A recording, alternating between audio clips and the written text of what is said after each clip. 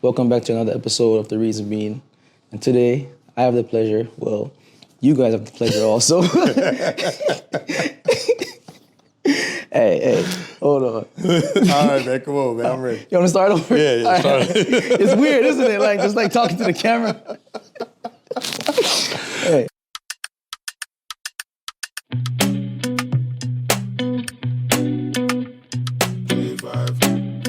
All right, here we go. Yeah.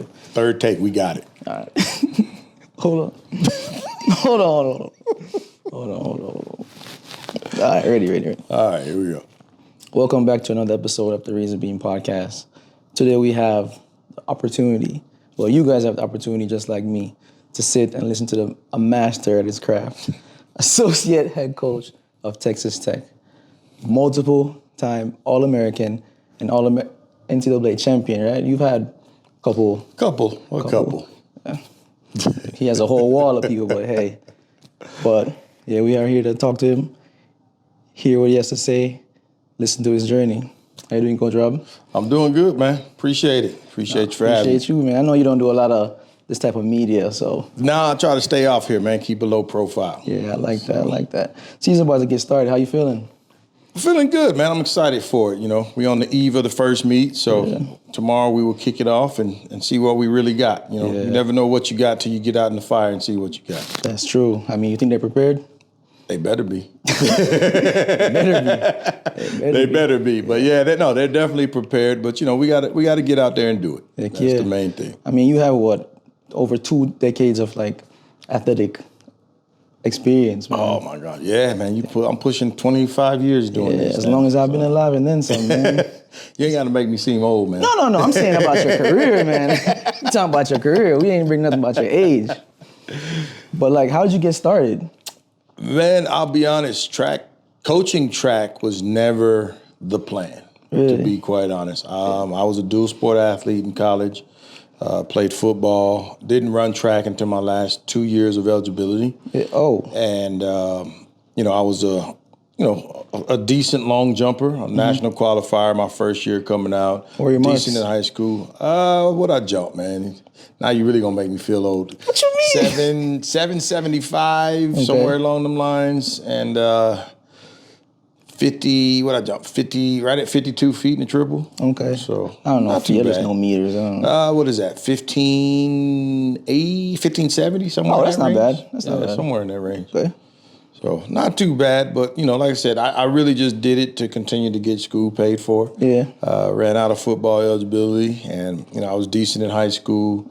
Talked to the track coaches, and it was like, I'll come jump for you if you continue to pay my school, and they agreed to it. And I jumped well. I jumped decent enough. I was a national qualifier my first year, and then that kind of started the track journey.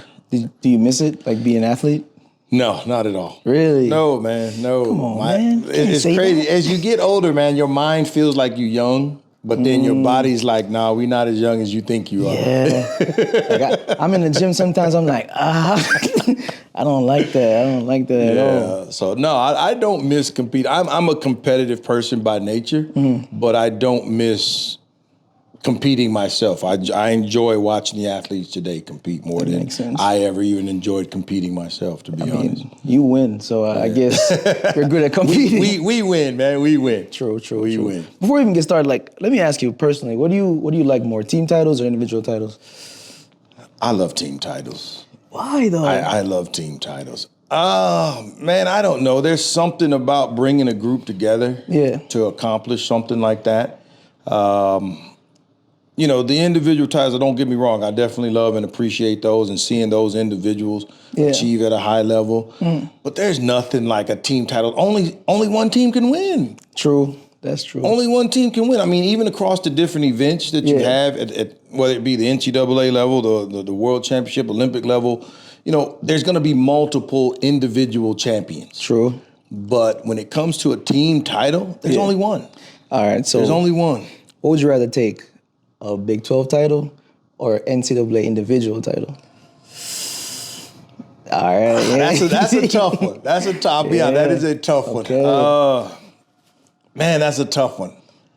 And I don't want to dismiss conference titles. True. But, I mean, that's you're always appreciative, but I mean, it's more so the national championships. Yeah, of course. And we've only got 2, you know, and so, but those are just so special to me. Yeah. And the Big 12 titles are special because the one thing I will say, I like the aspect of the conference championship and the entire team having something to do with that. True. Whereas with the national championships, it's really a select few. Yeah. You know, it's a select few. It's the cream of the crop. It's those that are really, really good to compete at that level.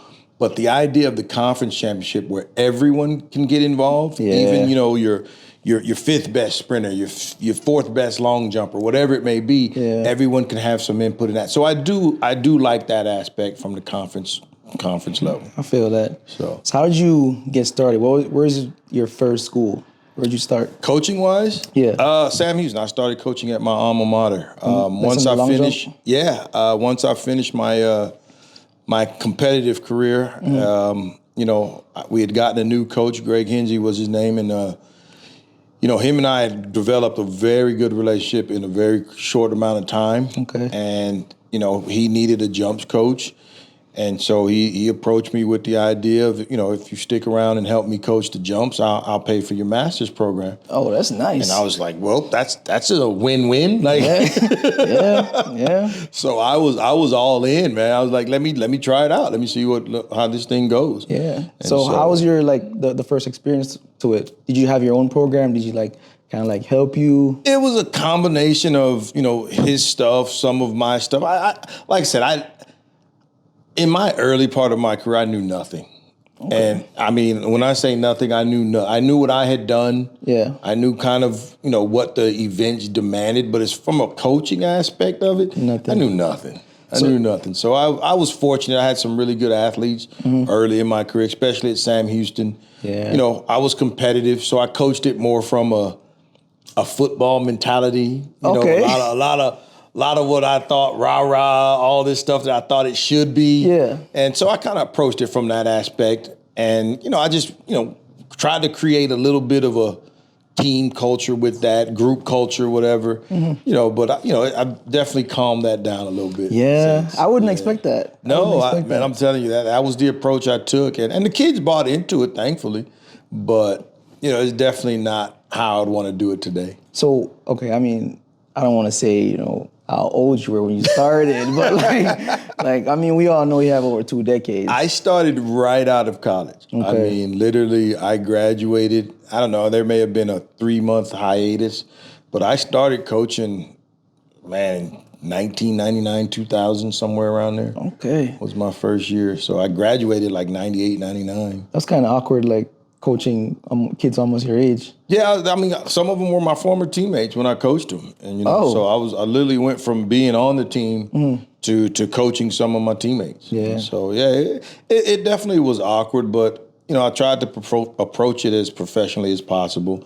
You know, at least at the time, what I thought was professional as possible. Yeah. You know, I was still wearing the earrings, I was still doing all that stuff back then. Man. But you know, I kind of grew out of that, so it's all good. How long was your time at Sam Houston? I want to say I stayed there from, like I said, I can't remember, it was 99, 2000. I stayed there till about 2004. Okay. And then you moved on to? I went to University of Texas, El Paso. Yeah. Which was crazy because it was just like, I did not expect it. You know, we had been fortunate, had one All-American at Sam Houston. The first in school history. The first in school history, yeah. First in school history. What was her name? It's like a P name. Precious Madison. There you Precious go. Madison. There you go. Yeah. Now Precious Robinson. What? Yeah. Serious? Yeah, we were teammates, and then I started coaching her. You never put that together? No. No. Hold on there. I saw the name and I was like, nah. Yeah. Oh, that's nice. We went from teammates. I coached her for a year, and then So. Oh, I didn't know that. I did not. It was very professional while I coached her. Okay. For the record. Okay. I did not put that together. Yeah, that's a fun fact. That's where the relationship started. Yeah. Okay. Yeah, so UTEP. I didn't know. Seriously, I never know. I did not know. Yeah. I did not know. So, you left Sam Houston and you got the opportunity at UTEP. Yeah. Yeah.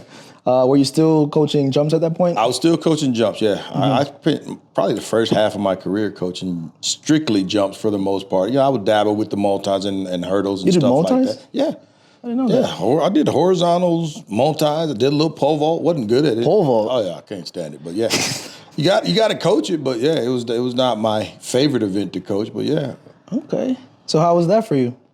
It was fun. I mean, man, when I got to UTEP, you talk about an eye-opening experience. Yeah. Because at that time, this was prior to like Power 5 and all that stuff. And at that time, UTEP was a high-level program. Really? High-level program. Like I'm talking a top 5 team consistently.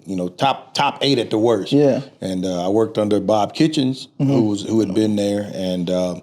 No, it was a high-level program, and so we competed. I mean, we contended for national championships. Yeah.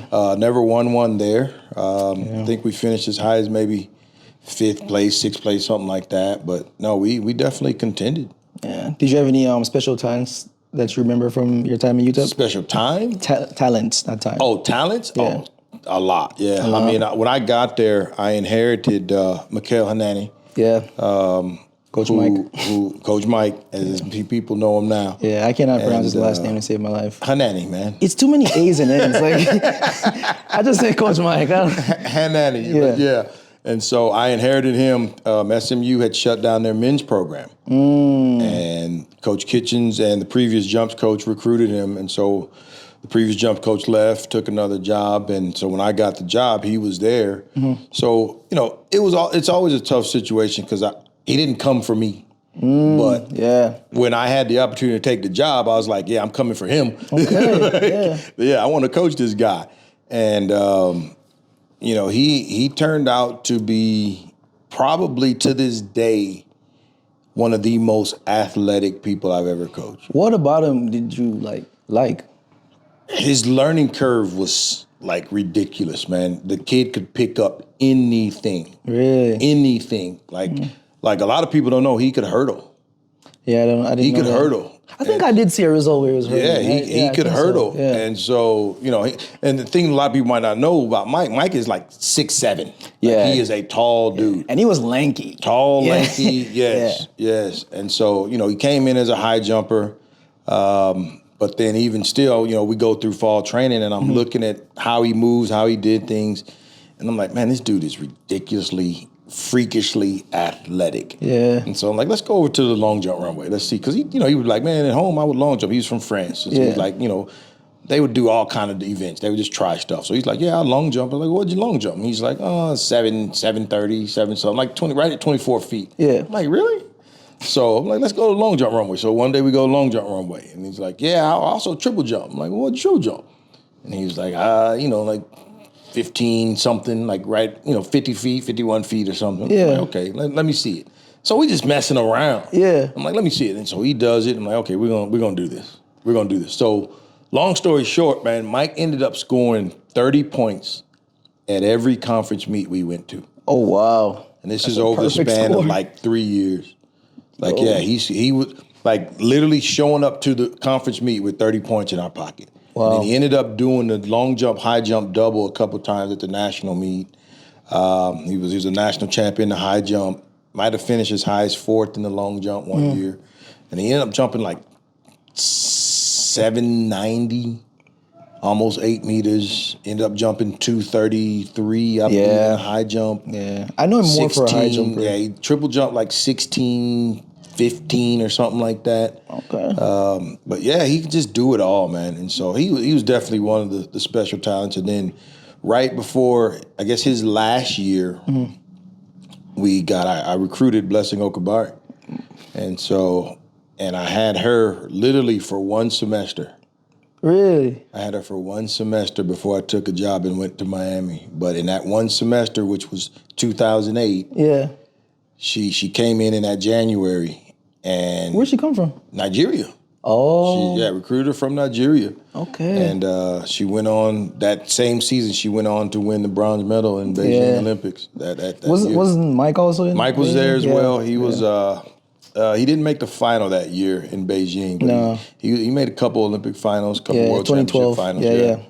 And so, but yeah, those two. But we had another young lady, Nellie Cheyenne. We had two really good triple jumps. Blessing was triple jumping back then. Didn't know that. We were one of the first schools, that year we were the only school to have two 14-meter girls. And this was before 14 meters was the norm. Yeah. Like, it's become the norm now. Yeah. But we had two 14-meter girls, had Mike, had some really good athletes. It was fun. It was fun. But it was, even once again, I'll say this, man, I still didn't know what I was doing. Yeah. Because honestly, when you're telling me about like Mike, I don't think you would take those, what I consider as risk anymore with athletes, like trying events. We do from time to time. It just depends on who it is and if they can handle it and if they're equipped to hold up underneath the stress. Well, how do you know? You find out through training. Okay. You take them through the fall training. You kind of get an idea. We have a battery of things we do to kind of see where they are from an athletic standpoint. Mm-hmm. And so we play around. We find out. Sometimes you find that they can. I mean, Caleb was one of those guys. Yeah. Well, he had already done some of it, but the short hurdles definitely improved a lot. You know what I'm saying? We found out, what we needed to tweak there to kind of get him to be a national level competitor in the short hurdles. Yeah. He was a national level competitor in the 400 hurdles, but he was kind of not there. He'd run like 660 something. Yeah. Wasn't national level quite yet, but he had the capability. Mm-hmm. And so we just, you got to challenge kids to be their best version of themselves. So, that you want to see. Let's talk about challenge a little bit. So what do you see? Do you identify talent or work ethic? Both. Okay. You got to have both, especially if you're going to do multiple events like those guys do. You got to have the work ethic, obviously, to train and prepare for all the different events that you're going to do. Mm-hmm. And then, of course, you have to have the talent and the ability to do them. Yeah. And so you've got to really identify both things when you're looking for someone to do and take on something like that. It can't just be one or the other. Yeah, I agree. Talent is very important, but work ethic, I feel like it's a thing that you have to develop in a sense, Yeah, but even more so than the work ethic, it's a mentality thing, man. Yeah. You got to have this crazy mentality that like, okay, yes, this is going to be a lot on me this meet. Yeah. But I'm going to kill it. Yeah. And it's a strange thing, but when you find those guys or those girls for that matter, you got to run with it because they don't come around often. I mean, you've had a lot good amount of success, man. I doubt that. Yeah, but not like where they could do 3 and 4 events and stuff like that. You know what I'm saying? Not like that. I mean, a lot of them have specialized in certain things, but when you find people that you can stretch their range and challenge them to stretch their range, that's when you get fun. Because as a coach, you've got to find a way to make that work for them. So if you find an athlete that's willing to do it and wanting to do it, and like none of these kids did we ever make do anything. Yeah. Like Mike volunteered, hey, I can long jump, I can triple jump, I want to do it, I want to help the team. Yeah. Caleb was the same way. Caleb just likes to challenge himself. He just wants to see if he can sprint as fast as the fastest sprinter. He wants to see if he can hurdle as fast as the fastest hurdler. Yeah. So he just liked to challenge himself like that. So they gotta want to do it. Okay. But then once you figure that part out, then it's my job to figure out, okay, how are we really going to approach this from a coaching standpoint? Yeah. And that's the fun part about it, putting those pieces of the puzzle together. I like seeing you putting those pieces together, honestly, man. But so was Blessing your introduction into sprinting? No, she did not. She sprinted a little bit for me when I was at UTEP. Yeah. And then ultimately I left and I took the job at Miami, and she ultimately stayed at UTEP, where she started sprinting there under a different coach, Cable Tolbert, who was there at the time. And so she really started sprinting very well under him. Oh. We ran a few 200s just kind of from a training standpoint, but not really sprinting. Like the plan was to take her down that route the next year, but ultimately I ended up leaving. Why did you want to take her down the sprinting route? She had the ability. I mean, just flat out, she had the ability. But you thought it would be better to not make her a better jumper as opposed to... Oh, we were planning to do it all. Oh, I mean, we were going to sprint and jump, and she did sprint and jump. She did, yeah. When she stayed there, I think she was a Bowerman finalist as the indoor 60 champ, indoor long jump champ. Bowerman finalist as a 100-meter champ outdoor and a long jump champ outdoor. I didn't know she was. She was a Bowerman finalist. I think that's the year Queen won the Bowerman. Yeah. So Miami. Yeah. How was that, man? Nice Palm Beach. Miami was the eye opener. I'll be honest. Because up until that point in my career, like I said, I really didn't have a clue. And I'd kind of skated through off of really, really good athletes. Now, they did some special things. Yeah. Miami was the eye-opener. Like, it was finally the moment where it didn't come as easy.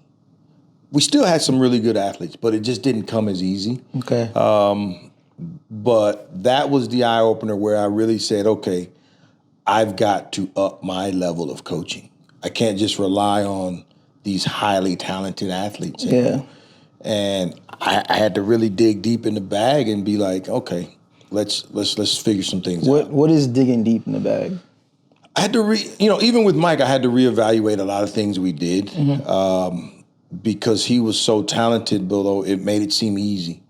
So when you didn't have as talented of a kid, and not to say that the Miami kids weren't talented. Yeah. Like I said, Mike was a freakish talent. Yeah. Like, Blessing is a freakish talent. Yeah. And so when we didn't have the freakish talent kids, that's where I knew I had to be a better coach. I had to be a better coach. Just looked in the mirror one day and I was like... You can't just skate by with freakish talent if we want the results that we had been producing. Yeah. I had to do a better job. How long did it take you to get to that realization? Probably my first 2 years or so at Miami. I'd say first year or so. Would you consider that a long time to realize something, or you need time to For me, settle? that was a long time. Okay. Because I'm impatient. Well, I guess maybe back then. Back then, I was very impatient. Yeah. I will say that because I wanted to produce. I wanted to win. I wanted the kids to be successful. Like, that's why they come here. Yeah. That's why the kids go to whatever school they go to. They want to get better. True. And so I had to figure that out. Yeah. I had to figure it out. So you did another 4 years at Miami. Did 4 at Miami, yeah. How was your last 2 years in Miami after you started figuring it out? They were good, but it's crazy. I actually had better athletes my first 2 years there, but I didn't do a good enough job. You just didn't know how to do it. Yeah. Oh. And so the last 2 years, I probably didn't have as talented of athletes. Yeah. But I think we started to kind of figure some things out as far as how we wanted to approach coaching the athletes we had. And they actually produced at a better level. What was like the eureka moment for you at Miami? There were probably a couple, but Samantha Williams was probably that biggest moment.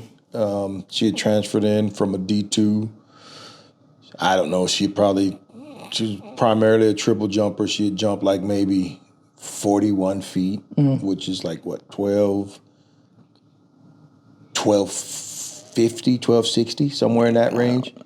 Yeah, you don't even know the metric is so low. Even know, we got girls in it was 41 feet. It was back then. It was good, but not good. I mean, she might score low-level conference with that mark, and she had long jump maybe 570 something. Nothing, never gone over 6 meters or anything like that. And so, but ultimately, she ended up jumping 1365, 1370. Okay. She was an All-American, finished 6th, I think, at the national championships. And I mean, it was just, and trust me, it was not easy. Like she did not know what work was. Like, I remember, I tell the story all the time. She'll probably get mad at me, but like, literally the first day in practice, she's crying, talking about, I think I made a mistake. I want to go home. But she had never been pushed and challenged that way. And so, but once she figured it out, man, she took off. And I mean, we did a lot of things from a technical aspect. We did a lot of things from a physical and conditioning aspect, a strengthening aspect. A lot of different things with her to get her from basically 41 feet to 45 feet, literally in 1 year. Yeah. It's a big jump, man. It was. She remind me of the hurdler we have here now. Who's that? I don't want to call her name. You know what I'm talking? The crier. She doesn't cry anymore, but yeah. She might be along those lines. Yes. Yeah. That's funny. But all right, so you left Miami, then you went to LA Tech. Louisiana Tech. La Tech. For the people that don't know how to say it. Okay, my bad. La Tech. Before that, I want to know is like those transitional periods. What is that? What is that like? How do you decide like, all right, I'm gonna leave Sam Houston to go to UTEP to then go to Miami? I mean, it's twofold. Number one, I'm a family man. Okay. I have a family. I have a wife, kids. I have 4 kids. And so a lot of the decisions that I made career-wise were based on just that, trying to put my family in the best situation to not be hungry. Yeah. You know what I'm saying? Yeah. Like, and then, I mean, we're talking back then where like my first job at Sam Houston, I was making like $9,000 a year. Exactly.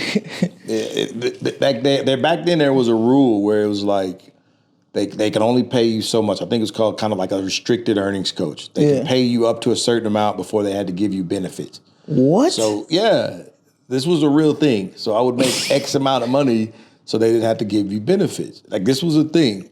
And so when I took my job at UTEP, I thought I was rich. Like, and trust me, I wasn't making a whole lot then either. Yeah. But I'm thinking I'm rich. Sheesh, man. And so, I mean, it was really about opportunity to grow the career. But I will tell you this, my thing is to do this. I always want to leave a place better than I found it. That is my motto when I take these jobs. So I don't ever take a job with the idea that I'm not going to be there for a long time. Never, ever in my life have I taken a job thinking, all right, I'm going to go there for 2 years and then I'm out. Yeah. You can't approach it like that. Yeah. And so my thing was, how do we immediately improve this situation? And then we'll see what happens. And so.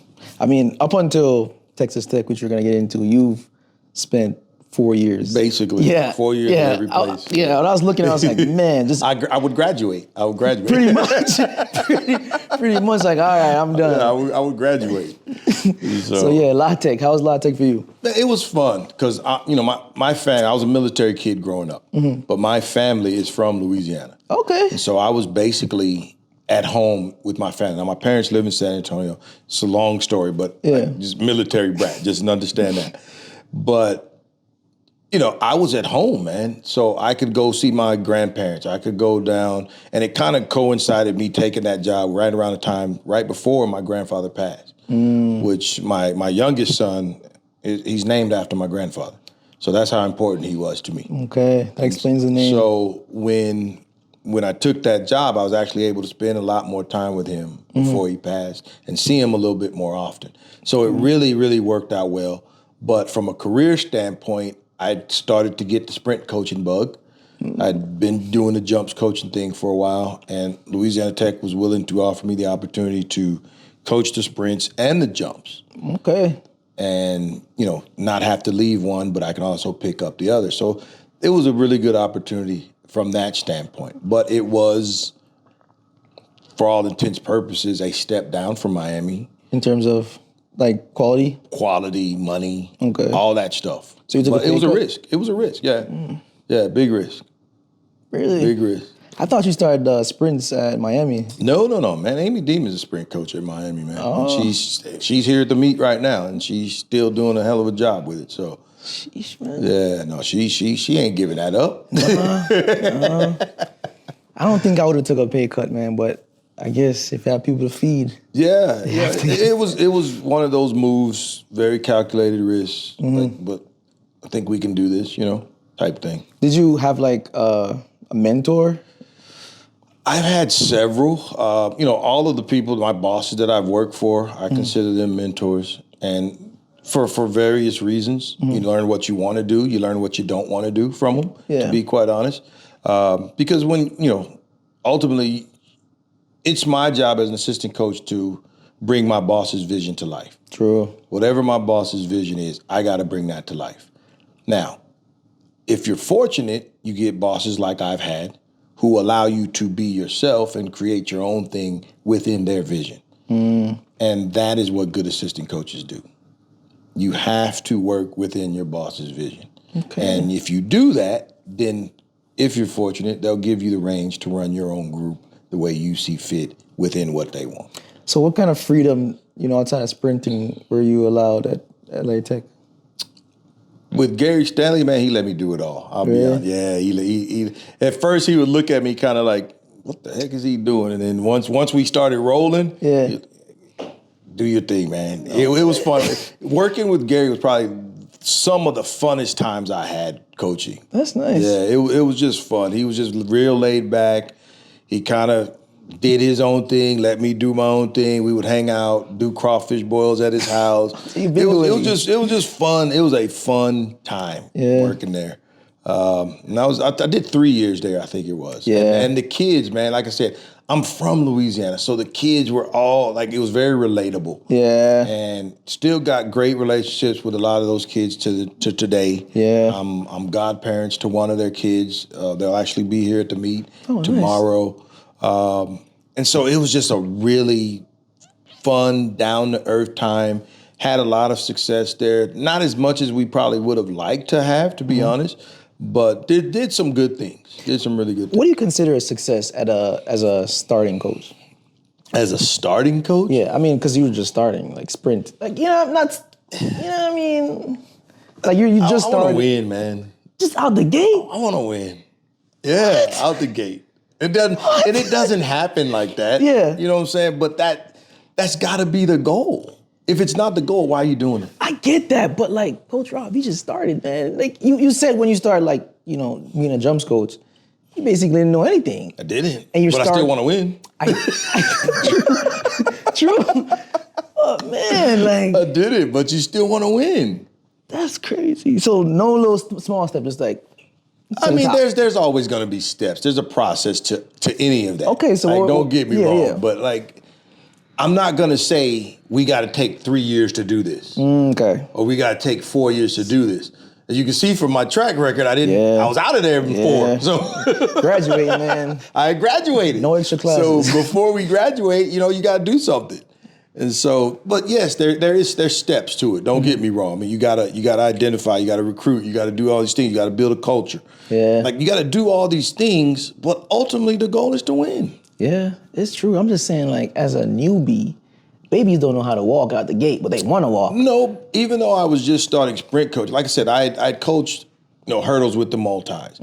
Obviously they got a sprint too. So True. Okay. Yes, I was a newbie per se, but it wasn't a newbie from the standpoint of I've never coached these events before. It was more so I'm now the sprint coach. Yeah. You know what I'm saying? It's really just like, this is what we have to do. So I got all the events. And I had a lot of help when I first got there. I had a hurdle coach when I first got there.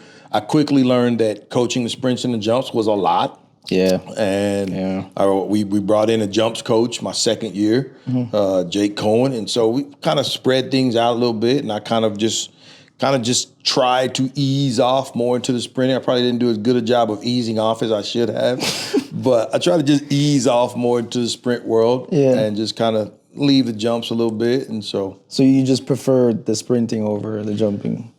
At that point in my career, yes. I mean, you're still like a sprint coach. Doing it. Yeah, so I mean. Yeah, I'm still doing it. Yeah. But all right, now we're at where you spend the longest. Well, it's like 10 years, right? We are in year 10 now. Yeah, that is insane. That's a lot. I'm too old to be moving around like that now, though. I get that. Especially if you built a culture that's like winning. Like, we're in the trophy room right now. And there's several trophies here, man. Yeah, we've had a little bit to do with a few of these, but Coach Kidley had a bunch before we got here. True. He had built this thing into him and the coaching staff previously. They done a really good job. Yeah. But I think the biggest thing was I just wanted to bring the short sprint aspect of it to the program. Say, hey, we can do this plus this, And so, but like I said, He trusted me to do it, and it's done within his vision. He's got a great vision for the program. Yeah, he does. It's a very family-oriented environment. Yeah. My kids can come up here, run around, do their thing. My wife can come. His wife comes around. Yeah. It's a very family-oriented environment, but don't get it twisted. We want to win. We want to win. So what was the sprint culture like here before you came? The sprint culture? Yeah. It needed to be improved. Okay. I'll say that. For years they had done really, really well, like in the hurdles. Yeah. Really, really well in the 400, 4x4. Lots of areas where there was really big success. But 100, 200 was, it needed to be improved. So you came in 2015. Yeah. Was there an immediate impact like you normally do? Not from the standpoint of performance, but per from se. the standpoint of we had to really change the culture and the mindset of the sprint group at that time. What was the mindset you inherited? It was a rough start, to say the least. I heard, man. You know, academically, we weren't where we needed to be. Really? No. It's so easy here. No, we were not there. I don't know what the sprint group GPA was exactly at the time, but let's just say it left a lot to be desired. Dang. And, you know, multiple reasons. Yeah. Multiple reasons. Take some shots on some kids that, you know, probably are going to struggle a little bit. Multiple reasons, but just the accountability aspect of it and just those things, some things had to change. Yeah. Yeah. Were you a big part of like the recruiting process? Absolutely. How do you approach recruiting then? You know, for me, I don't think I recruit the same as most people. I really want to identify red flags and reasons that we shouldn't recruit you, as opposed to reasons that we should. Okay, so wait, explain to me. So you give them all so you start at a 10 and you take away points? Yeah, absolutely. Absolutely. What's a no-go? I don't know if I want to just say what a no-go is per se. Bad. You know what I'm saying? But I mean, there's definitely some red flags that ring out louder than some others. Okay. You know, I'll tell you what the biggest, I don't want to say it's a no-go, that the biggest thing I struggle with is a kid that's not very competitive.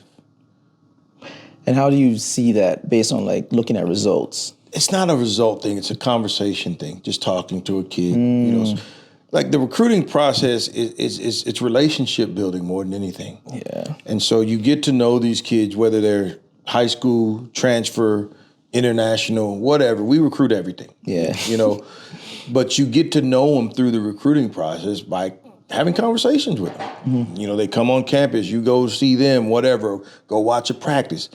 The kids that aren't competitive, that, oh yeah, I got fifth today, coach, no big deal. Yeah. I don't know if you'll fit here. No.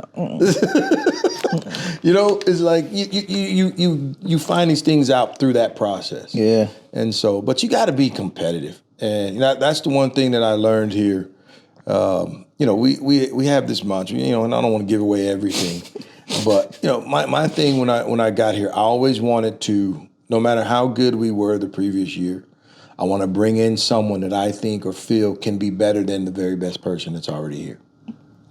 That explains the numbers we have right now. Yes. Yeah. And I think that's important because here's the thing, you know, like I said, with all of the jobs I've had, I personally have never felt like I could get comfortable. Because comfortability breeds complacency. Yeah. And if you get comfortable, you get complacent. Yeah. And so even to this day, I've been here 10 years, like I can be gone tomorrow.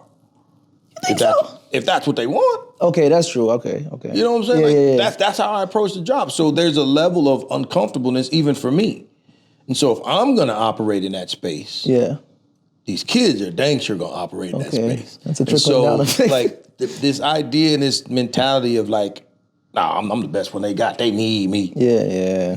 I see what you're saying. We go get somebody look just like you. Yeah, easily. You know, but it's, you know, that's not, we don't have that issue as much. But like I said, I just don't want no one to be comfortable. Like, you've got to be competitive. And because it's going to do, if you bring in someone that you think is better, that person's going to come in, they're going to feel like, okay, I'm here to compete. Yeah. It's going to make the other people want to compete. Yeah. It's going to make the other people want to step, the people that have been here. Yeah. The returners, whatever it may be, they're going to say, okay, we got to step it up. He just brought in a dog. Yeah. It's always some dogs here, man. You know, and that's the concept of what we try to create. So who was your first dog that you recruited at Texas Tech? That I recruited? Yeah. It'd be Divine that I recruited personally. You didn't recruit Norman? Coach Kinley had already had a really good relationship with Norman. Okay. Coming in because Norman's sister went to school here, Katie Grimes. Did not know that? Yeah, Katie was a sprinter for Coach Kinley. And so that relationship was already kind of embedded, so to speak, when I took the job. Now, I will say that's the first person Coach Kinley and I went to see together. And we went and did the home visit, all that stuff with Norman. So it was cool. But that relationship was already there in place. Yeah. But he was definitely a big part of our early success. Yeah, he was. Huge part of it. So you mentioned Divine. He went to the Olympics in 2016. At what point did you start recruiting him? Around that time. Oh, what? I was there. Yeah, I was there with Blessing. So around that time. Yeah. So what? Okay, let me backtrack a little bit. How far out do you look for an athlete? How far out? Yeah, because didn't he come here like 2018? No, he won in 2018. He came in the spring of 2017. Oh, so it wasn't that far then. Was it the spring of 2017? Yeah, he came in the spring of 2017. Yeah, because he won the 200 outdoor 2018. Yeah, true. He couldn't. The NCAA didn't clear him a bunch of stuff, all that. But finally, when they cleared him, he was able to come in the spring, not the fall. He was supposed to have been here in the fall of 2017. Okay. So he came in the spring of 2017. Didn't really have much of a base. Got a little banged up. Nobody really knew who he was. So then we had a full fall with him in 18 when he won his first national championship in the 200 outdoor. Yeah. That was amazing. So, and then 19 was the 19 years. So we had him for 2.5 years. Okay. So during that time, what was like the body of work that you were doing in the background to kind of get to where you are right now? What do you mean? In terms of like, now you don't just have a divine, you have several divines. Or, like what were you doing during that time period to get selling people on a vision? I mean, even before Divine came, we just tried to sell people on the vision of what we wanted. And, Coach Keeley has a saying, he's never won a championship that he couldn't envision. You know what I'm saying? Like, you got to see it first. Yeah. So when I took the job here, I saw what this program, the sprint program in particular, could be, but even the program as a whole. I mean, I came in, Coach Thomas was working here. Yeah. I mean, we could see what it could be. We just had to put the pieces in place to make it that. Okay. And so, I mean, when we started the recruiting process, it was really just I couldn't get a sprinter to save my life. Yeah, I mean, we're in the middle of nowhere, man. I couldn't get one. It's hard. Because we didn't have it. And so it was like, the quarter milers wanted to come because that's what we had. Yeah. And so we did that. And so and then of course, Andrew Hudson was here already. The previous staff had recruited him. Yeah. So he was here. I inherited him, but I didn't recruit him. Okay. So I got here, but I definitely wanted to coach him because I knew how talented he was. Yeah. And, and so it was really just trying to find pieces to go with those guys. So we got Divine in, that was another piece. We got Norman, that was another piece. So we just started getting pieces in. We got Jacoby, that was a piece as a freshman. Yeah, Kobe was on that 19 he freshman came in team. Nice, Yeah, you know what I'm saying? He was a freshman. He ran anchor on the 4x1. He ran like 38-4 that year. Yeah, that was nice. So that was his freshman year. So we started to get the pieces, and then we got Courtney, and then Ashton, people like that. You came in. You know what I'm saying? We got pieces. And so it was like, okay, well now we can really start putting something together. We started running consistent, and doing things at a high level. And so it just kind of grew. So what is it like for you being a coach now? What is your philosophy of coaching now? I don't really have a philosophy, to be honest. There's a formula. There may be a formula, but it's really identify kids that fit your personality. Your personality? My personality. Really? I gotta identify kids that fit my personality, because those are the kids that are gonna usually thrive in the program. Is that the buy-in aspect of it? Yeah, absolutely. I call it the unmeasurables. There's a list of things that you can't really measure necessarily, but that's one of them. That's a big one. Find kids that fit me and how we want to coach and how we want to approach it and how we want to build relationships and all those things that go into coaching. And then they've got to come in and do the work. Yeah. Like this is a blue collar program. All these results that you see and all the things that you hear about. Yeah. They don't just happen without the work. Like we call it getting it in the mud. You know what I'm saying? You got to get in the mud to go and get it. Yeah. And we've done a lot of special things, but if you ask any one of those guys, they'll tell you we work around here. Yeah. It's hard. More than that, we work smartly. Yeah. That's really the thing. So if there is a formula, I think that's a big part of the formula. Can I? Yeah, go ahead. One of the formulas I have noticed though is how the training complements the weight room. Yeah. They got to go hand in hand. Let me not say I'm going to talk bad about that at university. I'm just saying In terms of like how it's done here, I do like how it is. Like it, one complements the other. It's not like it's going against each other or like you're just lifting or just running. No, they got to complement one another. They got to work hand in hand. They can't be working independently of one another. Yeah. And so, but as you know very well, we lift. Yeah. Like we get after it. Yeah, I gained a lot of weight here. Muscle. Let's not say weight, muscle. Muscle and power. Like you got to be able to put big forces in the right places. You do those things, good things are going to happen. Yeah. Like people want to overcomplicate track and field. That's the thing that probably annoys me the most. Like they want to make it too hard. And it's not that hard. But it is a science, though. Science is hard. Absolutely. The science is part of it. But there's more to it than that. Like, make it, I believe in simplicity. Okay. I want to make it as easy for the kid to be successful as possible. So the simpler I can make it and get them to do what I need them to do, the more success I feel they can have. Okay. Because if you're not thinking while you're running, what are you going to do? You're just going to go be aggressive and apply big force. True. Well, let's not make this that hard. Yeah, but I mean, it takes time to get here, man. Like it does. I'm not saying this is an overnight process, but that is the formula.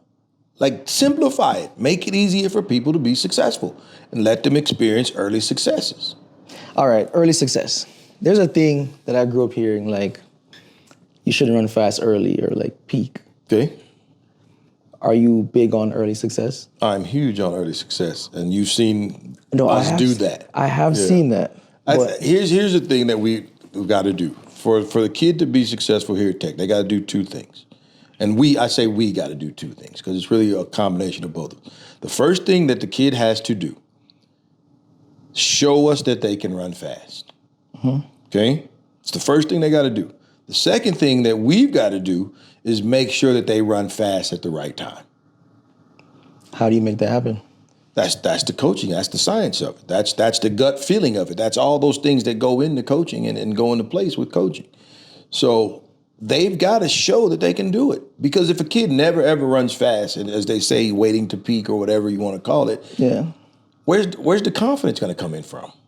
How are they going to know that they can do it when the pressure's on? But then again, you have these like athletes that like they train well, so they can build confidence there. Some can. Yeah, I feel like. But some can do that, correct? Yeah. But the majority, right? What do they want to do? They want to see the sign, the flash, the result go up. Yeah. That's what the majority of kids want out of this thing. They want that result to go up on the board and say, hey, you just ran a PB or close to it. Yeah. That's what most people want. What you're saying is more of a rarity than anything else. The kid that can just train, and go run fast at the big meet. It's not necessarily. It's not that rare though, because I get what you're saying. I get what you're saying. Welcome to the debate show here. I get what you're saying. But like, it happens more frequent than I feel like you're giving credit to. No, listen. With the number of people that compete in athletics. Yeah. Like, of course, it's going to happen more frequently. Yeah, but like here. Okay, hold on. Let's look at this. Hold on. Sorry. Let's look at this. We have a thing that happens here at Texas Tech where we get them to run fast the first two meets. Yeah. Then we ease off. We don't ease off. See, that's the competition though. But in training, they do the same. Like they ease off competition. They go to work. Yes. They don't ease off competition. We just have to get them to understand we're gonna compete under load. Yeah. So the numbers may not be as eye-popping at points in the season, but that doesn't mean that they suck all of a sudden. True. We're loading up so we can start to taper off and get ready to do it again when it counts the most. Okay. So are you a peaker, plateauer? How do you feel about? I don't like any of those words. So I don't like any of those words. I like to just be ready. Okay, but let's be ready. But they're ready every meet though. Is what I'm saying. Here's the thing. We talked about the confidence aspect. So, right? So, obviously, first meet, we're going to come in. We hope to have a lot of success. Yeah. Good things always happen at this first meet, Corky Classic. That's where we at this weekend. True. Really good things always happen. Okay? Their confidence is going to be high. But now, I'm going to tell them, hey, okay, we're going to load you back up. We're about to go train, right? And sometimes under those load, there's certain kids who still run fast. Yeah. So then all of a sudden, like, oh, crap. Like, that's what the kid's saying. Like, I'm training heavy and I'm still rolling. Yeah. So one of two things. Either we're not training heavy enough or that kid's just really about to do something freakishly special. What do you mean heavy enough? We're not putting under enough stimulus. You have to put a kid under stimulus to get them to improve. True. But you don't think That's what we do as coaches. We provide a stimulus. Kid does the work. We figure out how to taper them. They go and do crazy things. But you don't think there's like too much? Listen, keep it simple. I understand. I'm not a coach. I don't know. I don't know what you're saying. I hear what you're Yes, saying. there is a too much aspect. Like, don't get it. Listen, anybody can make somebody tired. Yes. That's easy. I can get my 7-year-old to come and make somebody tired. She can write a workout. It's going to make someone tired. You know what I'm saying? But how do you put things together? How do you organize your training? When are you taking recovery? When are you doing these things? Like, that's elite level training. That's what's got to be incorporated into what you do. And so if you don't do that, then you're just hoping, guessing, wondering, wishing to when you're going to run fast. I want to see them run fast. Show me you can run fast first. Then I'll do what I do. Is there a workout in the fall or is fall, spring the same thing? Fall training. Okay, yeah, whatever. In the fall that you're like, all right, this is like a test for me. Let's say, all right, this is kind of... We have a couple like where we can see like, okay, we're going to do this and see if somebody's ready. Yeah. I mean, we do a couple things. We do one... We used to do a 45-second run test. I think a lot of programs do that around the country. Yeah. We do a 200, a broken 250. We do a couple things that kind of help us identify. But what do you look for during those like tests? I mean, really, the main thing we always look for is execution. So it's not necessarily how far you get or the time, it's how you execute. I mean, that's a part of it, but like we've all seen ugly runs before, right? That are really fast. Courtney. Like we've seen people run ugly and run really fast. Yeah. You know, that happens. So we want to make sure that the technical aspect is there so you can stay healthy more than anything. So if the technical aspect is not there, even though it's a fast run, then we know we still got some work to do. Yeah. So you're looking at a couple different things, but it's not just about how far you can make it or how did you get to where you got to? You know, and the idea is really to hopefully put together what we would consider the perfect race. Yeah. But it's never going to happen. We know that, but that's the idea. Put together the perfect race model. That's what we're trying to do. Max V. We talk about Max V a lot. Please explain, what is max velocity? Max velocity to me is basically that top end sprinting that happens from anywhere from about 40 to roughly 80, maybe 90 meters. That's max V. And how do you achieve that? How long does it last? That's going to be different for everybody. Okay. Because it's about how well you can accelerate. If you can accelerate and you can do really good things in the first 30, then you might help your max V sustain a little bit longer. Okay. So is it more about holding it or slowing down? To me, it's more about setting it up. What's a good setup? If you don't set it up, like there's this debate going around, like what is a good starter? You know what I'm saying? Yeah. Is a good starter the guy who pops out and is leading through 30 but can't finish? Or is the good starter the guy who's probably 5th or 6th when he gets out of the blocks but finishes like crazy? Honestly, I would say the guy that gets out the blocks the fastest. That's literally a starter. And I would say the guy who finishes the race in first. Oh, how? Why? Because his start set him up to finish better than the rest of them.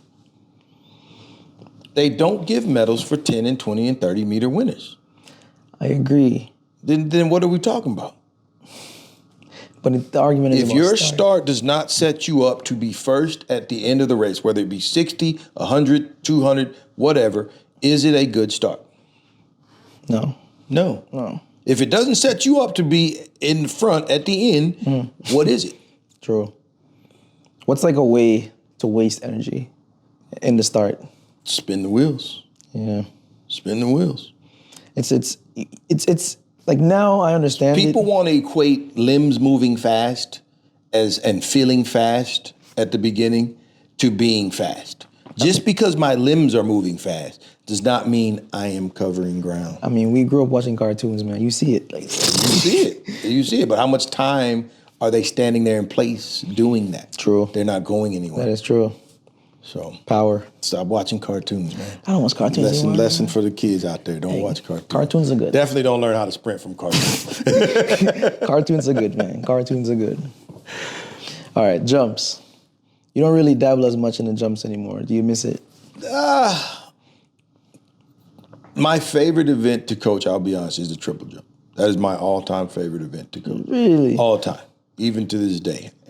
All time. That. Yeah. But, there's times where I miss it. I'll peek over. But, as you know, Z keeps me busy there. So I get to still dabble every now and then. Yeah, I feel that. And that's all I need, just a little dabble. That's it. But I'm good otherwise. It's a little hit now and then. Yeah. Sound like an addict, man. Sound like an addict. Yeah, that's all I need.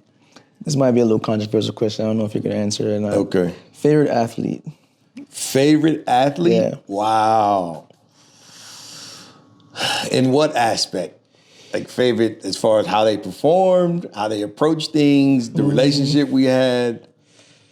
I don't know. I tell them all. I joke around. I tell kids I hate them all the same. Yeah. You know what I'm saying? That's what I say.